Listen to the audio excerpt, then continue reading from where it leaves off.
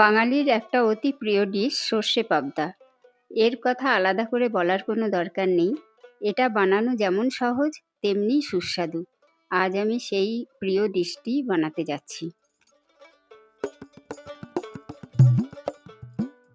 সর্ষে পাবদা বানানোর জন্য আমি এখানে 5টা পাবদা মাছ নিয়েছি। মাছগুলোকে প্রথমে খুব ভালো করে ধুয়ে নিয়ে নুন, হলুদ আর কাঁচা সর্ষের তেল মাখিয়ে মেরিনেট হওয়ার জন্য রেখে দিলাম। কাঁচা সর্ষের তেল মাখালে মাছগুলো খুব নরম থাকে।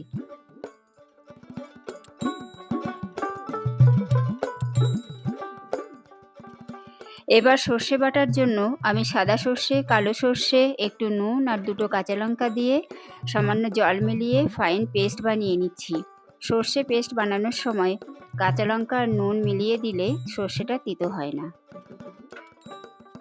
এখন ফিশ ফ্রাই করার জন্য প্যানটা হাই হিটে গরম করে তাতে মাস্টার্ড অয়েল আর রিফাইন্ড অয়েল সমান কোয়ান্টিটিতে মিক্স করে নিচ্ছি। তেল থেকে ধোঁয়া উঠতে শুরু করলেই মাছগুলো একটা একটা করে প্যানে দিয়ে দিচ্ছি।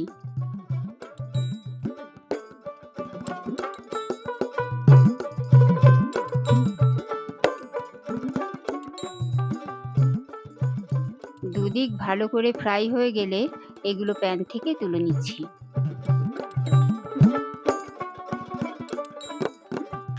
এবার সেই প্যানেই একটা শুকনো লঙ্কা আর কালো জিরে ফোড়ন দিয়ে দিলাম। তারপর তাতে তৈরি করা সর্ষে বাটা দিয়ে আরও 1 মিনিট ফ্রাই করে নিলাম।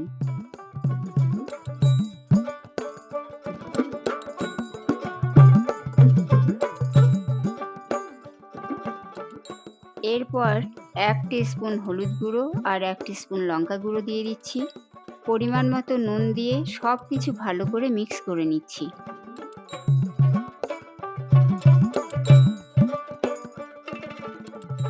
সব কিছু ভালো করে মিক্স হয়ে গেলে একটু গরম জল দিয়ে আরও 1-2 মিনিট রান্না করে নিচ্ছি।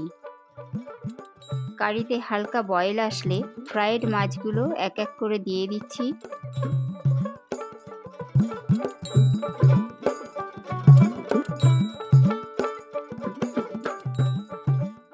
প্যান ঢাকা দিয়ে লো হিটে আরও 2-3 মিনিট রান্না করে নিচ্ছি।